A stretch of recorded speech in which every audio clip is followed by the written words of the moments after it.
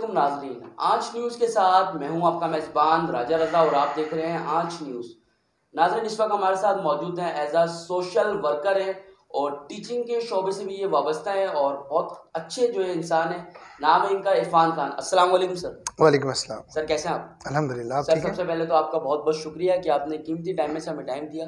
Sir आज you जो हम आपसे वेलकम। बात करने वाले हैं वो आज हम जो आपसे बात कर रहे हैं वो है एजुकेशन के हवाले से। सर जैसा कि आप टीचिंग और ट्रेनिंग के शोबे से वाबस्ता हैं, तो सर ज़रा इस बात पर रोशनी डालें कि तालीम के जो असल मकासद हैं क्या वो हमें हासिल हो रहे हैं?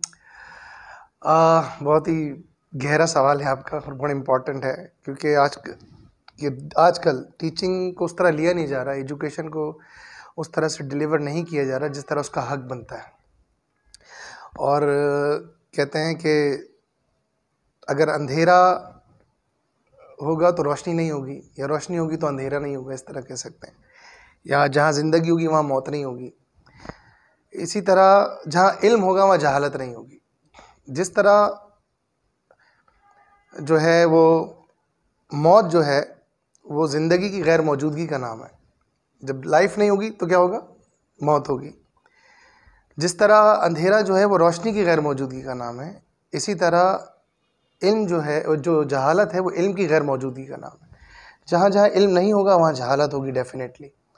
और बदकिस्मती से अब टीचिंग को कमर्शियल कर दिया गया है। टीचिंग का मकसद या एजुकेशन का मकसद सिर्फ़ और सिर्फ पैसा कमाना रह गया है। वो तरबियत, वो इंसान को बनाना, वो इंसान को इंसान बनाना, जो एजुकेशन का असल मकसद था, वो ख़त्म हो चुका है। लिहाजा यही हम देखते हैं कि पहले जब लोग तालीम हासिल किया करते थे तो हम दानिश्वर पैदा किया करते थे, मुफस्सिर पैदा किया करते थे, अदीब पैदा किया करते थे। अब हमारे यहाँ इन चीज़ों का फुकदान हो गया है। अब हमारे यहाँ वो चीज़ें नहीं पैदा हो रही, बल्कि अब सिर्फ़ और सिर्फ पैसा कमाने की मशीनरीज पैदा की जा रही हैं। उन्हें वही एजुकेशन दी जा रही है जिससे पैसा आएगा, और तरबियत का संगीन फुकदान हो चुका है यहाँ पर। तो लिहाजा जो असल मकासद है तालीम के, वो हासिल तो नहीं हो रहे। अच्छा सर, आपकी एक बात है जो मुझे बहुत ही ज़्यादा प्यारी लगती है। आपने एक बात बताई थी वो चौक वाली, कि वो मैं चाहूँगा आप अपने अल्फाजों में जो है हमारे नाज़रीन को बताएं। हमारे एक ट्रेनर हैं, बड़ी अच्छी बात करते हैं। मैं आपको बताऊं उसमें कि साथ साथ उस बात की तरफ भी आता हूं। कहते हैं कि हर सनद याफ्ता तालीम याफ्ता नहीं होता। यानी आजकल आप देखेंगे आपको बहुत सारे सनद याफ्ता लोग तो बहुत मिलेंगे, उनके पास डिग्रीज़ हैं लेकिन तालीम नहीं है उनके पास। सनद लेके घूम रहे हैं, जब उनसे इंटरव्यू किया जाए, जब उन्हें किसी एग्ज़ाम के सामने के लिए बिठाया जाए, उन्हें कुछ नहीं आ रहा होता, एक्सेलेंस नहीं होती इनके अंदर। और फिर कहते हैं कि हर तालीम याफ्ता तरबियत याफ्ता नहीं होता। तालीम के साथ साथ तरबियत का होना बहुत ज़रूरी है। तालीम ख़तरनाक हो सकती है अगर तरबियत ना हो। पहले अक्सर हम कहते हैं तालीम और तरबियत, पहले उस्ताद तालीम भी देते थे, तरबियत भी देते थे, और पेरेंट्स का भी रोल होता था कि बच्चों की तरबियत, जो वो स्कूल में पढ़कर आते थे उनको तरबियत मिलती थी घरों से, वालिदैन से। आजकल वालिदैन भी अपना रोल अदा नहीं कर रहे, वालिदैन ने भी हाथ खड़े कर लिए हैं। स्कूल भेजकर वो समझते हैं कि हमारा किरदार पूरा हो गया और हमने बस घर में बैठकर टीवी देखकर और बच्चों को हमने कहना आपने पढ़ना है। कहते हैं कि ये आजकल जो है वो कायल करने का दौर नहीं है, माइल करने का दौर है। माइल किस तरह होगा? अपने अमल से माइल करेंगे। बच्चा वो नहीं करेगा जो आप कहेंगे, बच्चा वो करेगा जो वो देखेगा आपको करते हुए। जो आप खुद करेंगे वो बच्चा करेगा। अगर हम चाहते हैं कि हमारे बच्चे नमाजी बने तो हमें खुद नमाजी बनना पड़ेगा। अगर हम चाहते हैं कि हमारे बच्चे सच बोलें तो हमें खुद सच बोलना पड़ेगा। ये ना हो कि वालिदैन घर में बैठकर, स्कूल में तो पढ़कर आने के आपने सच बोलना है, और जब घर जाते तो अब्बू कहते हैं बेटा दोस्त से कहना कि अब्बू घर पर नहीं है। तो बच्चा वहाँ पर क्या सीख रहा है तरबियत में, कि स्कूल में तो उसे पढ़ाया जा रहा है कि सच बोलना है, लेकिन घर में वालिद साहब कह रहे हैं कि झूठ बोलो बेटा, घर पे मना कर दो कि मैं घर पर नहीं हूँ। तो तालीम और तरबियत जब तक साथ नहीं चलेंगे, कहते हैं ना हर सनद याफ्ता तालीम याफ्ता नहीं होता, हर तालीम याफ्ता तरबियत याफ्ता नहीं होता, और हर तरबियत याफ्ता हिदायत याफ्ता नहीं होता, और हर हिदायत याफ्ता निजात याफ्ता नहीं होता। बहुत सारी है, इट विल गो ऑन। लेकिन इसको मुख्तसर करें, जैसा आपने कहा कि एक शेर है ना बड़ा मशहूर फराज का, कि तुम तो तकल्लुफ़ को भी इखलास समझते हो फराज, दोस्त होता नहीं हर हाथ मिलाने वाला। इसी तरह हम कहते हैं कि टीचर होता नहीं हर चौक पकड़ने वाला। टीचिंग का मकसद सिर्फ ये नहीं है, मतलब ये नहीं कि सिर्फ सब्जेक्ट पे कमांड हो तो आप अच्छे टीचर बन जाएंगे। जैसे इंग्लिश अगर मुझे बहुत अच्छी आती है तो ज़रूरी नहीं कि मैं इंग्लिश का बहुत अच्छा टीचर भी हूँ। अगर मुझे फ़िज़िक्स पे कमांड है तो ज़रूरी नहीं कि मैं अच्छी फ़िज़िक्स पढ़ा भी सकता हूँ। एंड यूज़र होना, सब्जेक्ट पर कमांड होना और पढ़ाना एक अलग साइंस है। पढ़ाना कोई छोटा काम नहीं है। पढ़ाने का मकसद आप इंसान को शेप कर रहे होते हो, एक रॉ मटेरियल आपके सामने आ जाता है। इसकी मिसाल मैं अक्सर ऐसे देता हूँ कि जैसे एक संग तराश एक मूर्ति को तराशता है, पत्थर पे मेहनत करने के बाद घंटों की, उसको तराश के वो मूर्ति बना दे या कोई भी कुछ भी बना दे, वो अपने फ़न का मुज़ाहरा करते। इसी तरह उस्ताज़ा इंसानों को शेप करते हैं, रॉ मटेरियल उन्हें दिया जाता है, वो किसी को शेप करके डॉक्टर बना देते हैं, वो किसी को शेप करके इंजीनियर बना देता है, वो किसी को शेप करके लॉयर बना देता है, वो किसी को शेप करके सहाफ़ी बना देता है, वो किसी को शेप करके डॉक्टर, इंजीनियर, सहाफ़ी, एंकर, व्हाटएवर, बहुत सारी फील्ड्स हैं, तो वो कुछ भी बना देता है। तो ये बहुत रिस्पॉन्सिबिलिटी का काम और उस्ताज़ा के लिए, और फुक़दान अच्छे उस्ताज़ा का भी है। उस्ताज़ा हमारे दौर में उस्ताद होते थे, हमें पता है, उनकी बड़ी रिस्पेक्ट हुआ करती थी, हमारी भी बड़ी रिस्पेक्ट होती थी अल्लाह के करम से। हमें अच्छे उस्ताज़ा की तरबियत मिल गई, सोहबत मिल गई, तो हमें वो टीचिंग जो साइंस है, एक तो हमें विरसे में भी मिली और प्लस हमने ट्रेनिंग कोर्सेज़ भी किए। बिल्कुल ऐसा नहीं है कि आपको सब्जेक्ट पे कमांड है और आपने जाके जो है ना पढ़ाना शुरू कर दिया, आप तबाही कर कर आ जाएंगे। जब तक आपको टीचिंग की असल जो एसेंस है, जो ट्रेनिंग है और टीचिंग स्किल है, वो आप ट्रेनिंग हासिल नहीं करेंगे तो आप बच्चे को बनाने की जगह बिगाड़ कर आ जाएंगे। तो बहुत ज़रूरी है कि आप टीचिंग की ट्रेनिंग लें, सब्जेक्ट पे कमांड ना हो। और दूसरी बात, जैसे मैं कह रहा था कि माजी में बच्चे मिलते अक्सर कहते हैं सर क्या टाइम होता था, आजकल तो वैसे स्टूडेंट नहीं आते जो टीचर्स की रिस्पेक्ट करते हैं। तो मेरा अक्सर उनसे कहना होता है कि आपने बजा फरमाया, लेकिन आजकल वैसे टीचर भी नहीं आते जो पहले आया करते थे। टीचर से मेरी गुजारिश है कि वो अपना रोल प्रॉपर प्ले करें, क्योंकि टीचर सब्जेक्ट पे कमांड होने का नाम नहीं है, बल्कि टीचिंग एक साइंस है। इसकी ट्रेनिंग हासिल की जाए, प्रॉपर कोर्सेज किए जाएं, अपने मेंटोर से सीखें, अपने सीनियर से सीखें, क्योंकि क्लासरूम मैनेजमेंट, बच्चों के बिहेवियर पे असरअंदाज होना, आपका अपना बिहेवियर पे कंट्रोल होना। ऐसे नहीं चौक पकड़ा, उठाए, मार्कर पकड़ा, बोर्ड में आकर पढ़ाना शुरू कर दिया। टीचर्स के मूड का डायरेक्ट ताल्लुक है स्टूडेंट के मूड से, टीचर्स के मोटिवेशन लेवल से डायरेक्ट ताल्लुक है स्टूडेंट के मोटिवेशन का। स्टूडेंट जब तक मोटिवेटेड नहीं होगा जब तक टीचर मोटिवेटेड ना हो। टीचर्स को चाहिए कि लाजमी कम अज़ कम इंस्पायरिंग अगर वो नहीं भी हैं तो इम्प्रेसिव होना चाहिए उन्हें। आपने देखा ना, बच्चे घंटों की मूवीज़ होती है, फिर मूवीज़ वो बड़ी शौक से देख रहे होते हैं, क्योंकि उसमें बहुत ज़्यादा मसाला मिर्च डाली जाती है, लेकिन आधे घंटे का लेक्चर शौक से नहीं सुन सकते। क्यों? क्योंकि हमारे टीचर्स ऐसे नहीं हैं, वो लेक्चर को सही प्लान नहीं करते, इंटरेस्टिंग नहीं बनाते। उसमें नॉलेज भी डालें इंडीड, लेकिन उसको इंटरेस्टिंग बनाएं, उसको इंप्रेसिव लेक्चर्स बनाएं, ताकि पढ़ने वाले शौक से सुने, शौक से समझें, उनका इंटरेस्ट पैदा हो, मोटिवेशन जो है उनका लेवल बढ़े उस तरफ, और उनको मोटिवेशन मिले, इंस्पिरेशन मिले टीचर से। पहले होते थे लोगों के आइडियल जो होते हैं, मुझे याद है वो टीचर्स हुआ करते थे, लोग टीचर्स की तस्वीर जेब में रखकर घुमा करते थे। फिर बाद में क्या हुआ, उसकी जगह किसी एक्ट्रेस ने ले ली, किसी गाने वाली ने ले ली, किसी नाचने वाली ने ले ली। तो टीचर्स ने तो अपना रोल खुद ही अपनी इज्जत खराब कर। सर आपके साथ गुफ्तगू जो है बहुत ज़्यादा तवील होगी, तो अपने प्रोग्राम को आगे बढ़ाते हैं। सर आप एज अ टीचर है, तो सर आप क्या समझते हैं कि एजुकेशन के साथ वोकेशनल ट्रेनिंग भी ज़रूरी है? यस, ये अल्लाह का देखो निज़ाम है और अल्लाह की एक तकसीम है कि हर आदमी प्रोफेसर नहीं हो सकता।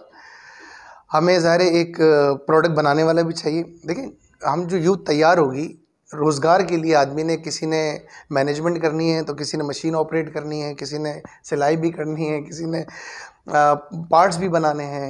ऐसा ये सब चीज़ें एक हिस्सा है, अल्लाह की तकसीम है। तो ज़ाहिर है हर कोई मैनेजर तो नहीं बनेगा, हर कोई डायरेक्टर तो नहीं बनेगा, कि हर कोई सर्विसेज तो नहीं देगा, ठीक है, कोई प्रोडक्ट भी प्रिपेयर करेगा। हमें स्किल्ड वर्कर्स भी चाहिए, हमें सनतें लगानी चाहिए, लोगों को वोकेशनल ट्रेनिंग्स देनी चाहिए, ख़वातीन को वोकेशनल ट्रेनिंग देनी चाहिए, लड़कों को वोकेशनल ट्रेनिंग्स देनी चाहिए, ताकि वो अपना ज़रिया माश इज़्ज़त के साथ कर सकें, ताकि वो ईजी मनी की तरफ, कभी अगर क्राइसिस भी आ जाए तो उनके पास एक स्किल होगी जिसके ज़रिए वो अपने आप को, अपनी नस्लों को पाल सकें, ना कि वो ईजी मनी के पीछे भागें या गलत कामों की तरफ उनका रुझान हो या उनका जहन जाए। तो ज़रूरी है कि वोकेशनल ट्रेनिंग को प्रमोट किया जाए, सनतें लगाई जाएँ, छोटी छोटी सनतें लगी, जैसे जापान में छोटी छोटी सनतें लगी हैं, तो प्रोडक्शन घरों से प्रोडक्शन हो।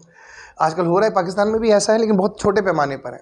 ये छोटी छोटी सनतें लगी हुई हैं जिन्हें आउटसोर्स कर लिया जाता है बड़ी बड़ी फैक्ट्रीज़ के ज़रिए, और वो अपने पार्ट्स बनाकर, जैसे होंडा के पार्ट्स बाहर बन रहे हैं, इसी तरह बहुत सारी कंपनी के, एटलस के और बहुत सारी कंपनी, सुजुकी के पार्ट्स बाहर बन रहे हैं। तो ये इसी का फ़ायदा है कि छोटी छोटी वोकेशनल ट्रेनिंग लोगों को दी जाए। गवर्नमेंट स्कूल से आप जानते हैं कि हमारे अगर किसी एरिया में एक गवर्नमेंट स्कूल है तो उसके बिल मुकाबिल जो है वो 10 प्राइवेट स्कूल खुल चुके हैं। और गवर्नमेंट स्कूल में सर आप जानते हैं कि फ्री एजुकेशन दी जाती है, लेकिन हकीकतन एजुकेशन ही नहीं दी जाती। वालिदैन जो है वो मजबूर हैं अपने बच्चों को प्राइवेट स्कूल डालने में। और प्राइवेट स्कूल में सर ऐसा हो रहा है कि उन्हीं के जो स्टूडेंट्स हैं, जो मैट्रिक पास स्टूडेंट्स हैं, उन्हें जो है मैट्रिक के बाद जो है, भले वो गर्ल हो या फिर बॉय हो, उन्हें अपने पास एज अ टीचर हायर कर लिया जाता है। तो इस बारे में आपका क्या कहना है, क्या ये सही है? भाई प्राइवेट स्कूलिंग के तो मैं सख्त खिलाफ हूँ खुद। अच्छी एजुकेशन स्टेट की रिस्पॉन्सिबिलिटी होती है, एक अच्छी क्वालिटेटिव एंड स्टैंडर्ड एजुकेशन है, ये दोहरा मयार भी तालीम में नहीं होना चाहिए।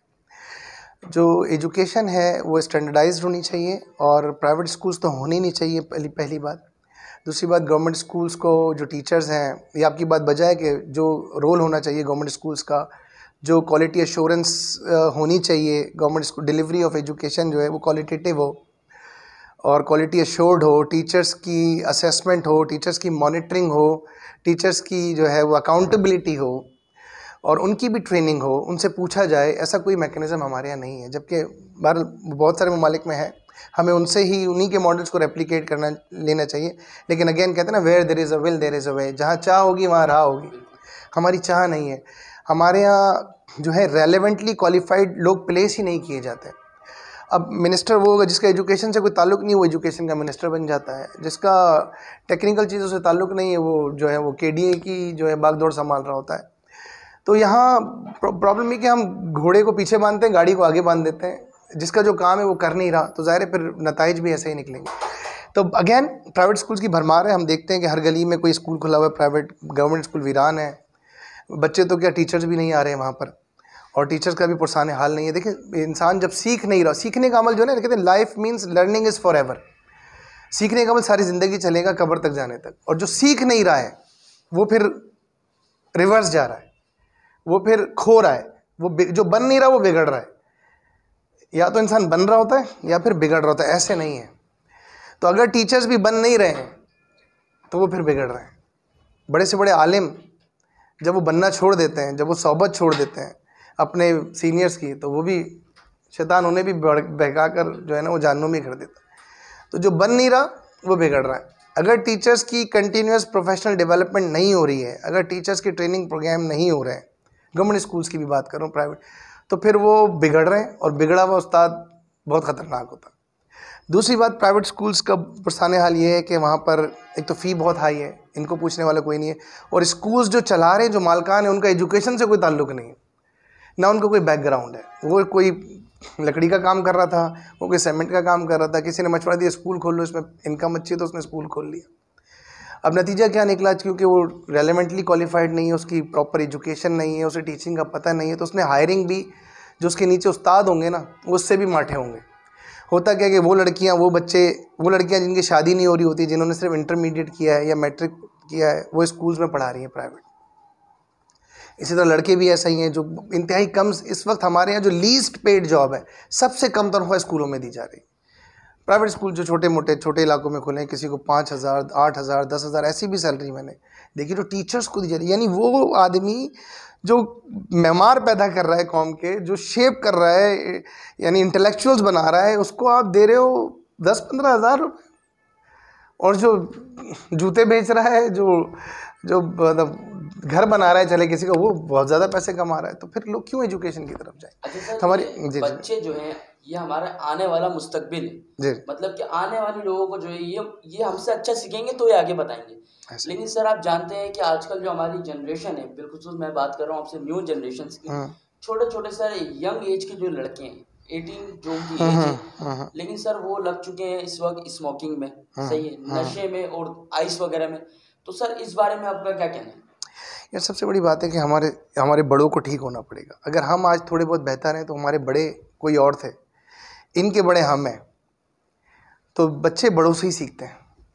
हमने क्या देखा इन एरियाज़ में, लांडी कोरंगी में, किसी ने गुटखा खाना शुरू कर दिया तो वो बड़ा हो गया, क्योंकि बच्चे बड़ों को देख रहे थे, बड़ा मेरा गुटखा खा रहा है और वो इस तरह से अंदाज में बात कर रहा है या सिगरेट पी रहा है, इस अंदाज से पी रहा है, तो ये बड़े होने की अलामत है। अच्छा, बच्चों की एक नफ्सियात है, वो बड़ा होना चाहते हैं, इंसानी और बड़ों की नफ्सियात होती है कि वो बच्चा बनना चाहता है। चूँकि अब बच्चा बड़ा बनना चाहता है तो वो ये देखेगा कि बड़े किस तरह के मामलात करते हैं, बड़ों की हरकतें किस तरह की होती हैं, बड़ों के स्टाइल किस तरह के होते हैं, तो वो फिर वो अडॉप्ट करता है। तो सबसे पहले हमें खुद सही होना पड़ेगा, बड़ों को ठीक होना पड़ेगा, रिस्पॉन्सिबिलिटी लेनी पड़ेगी, कुर्बानी देनी पड़ेगी, अपने आप को सुधारना पड़ेगा। और ये मुमकिन है कि जब बुरी आदतें बन सकती हैं तो अच्छी भी बन सकती हैं। और अच्छी आदतों को हम प्रैक्टिस करना शुरू कर दें तो आहिस्ता आहिस्ता वो चीज़ हमारी आदत का हिस्सा, हमारे किरदार का हिस्सा बन जाती है।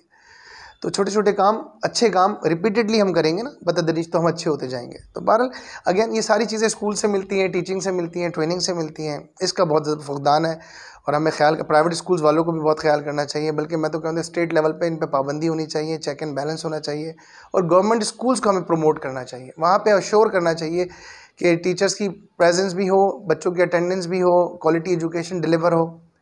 और ये सारे काम हमने मिनिस्टर्स पे छोड़े हुए हैं, अपनी गवर्नमेंट पे छोड़े। आप ये देखें कि अगर बच्चे फ्री होंगे तो जाहिर सी बात है सर वो नशे की तरफ जाएंगे, स्मोकिंग की तरफ जाएंगे। क्या आप ये नहीं समझते कि स्कूल्स में जो है ऐसा जैसे डिफरेंट पीरियड्स होते हैं तो एक पीरियड जो है वो स्पोर्ट का भी पीरियड रखा जाए ताकि बच्चों का जो माइंड है वो स्पोर्ट की तरफ जाए। ये तो मैंडेटरी है। तो देखिए बेसिक नीड है इंसान की। स्पोर्ट्स जो है हमारे भी दौर में हमने टीम के साथ खेला है, स्कूल की टीम। आजकल तो सर रिमूव कर दिया। अब इंडोर गेम्स बहुत ज़्यादा हो गए हैं, लेकिन ये होने चाहिए और ये बहुत ज़रूरी है। स्पोर्ट्स एक्टिविटीज़ बड़ी हेल्दी एक्टिविटीज़ होती है। इसका सिर्फ जिस्मानी फ़िटनेस से ताल्लुक़ नहीं है। जिस्मानी तौर पे तो आप फिट होंगे ही होंगे, फिज़िकल फ़िटनेस आपको मिलेगी स्पोर्ट्स से, जो कि बुनियादी ज़रूरत है। साथ ही साथ आपकी मेंटल नरिशमेंट जो होती है, जो ग्रोथ होती है मेंटल, वो बड़ी ज़बरदस्त होती है स्पोर्ट्स से। जितने भी स्पोर्ट्समैन हैं, जो बच्चे स्पोर्ट्स खेलते रहे ना स्कूलों में, उनके अंदर डिसीजन मेकिंग पावर बहुत अच्छा होता है। वो फैसला कर सकते हैं वक्त पर, क्योंकि नैनो सेकंड में अपने स्पोर्ट्स में डिसीजन लेने होते हैं।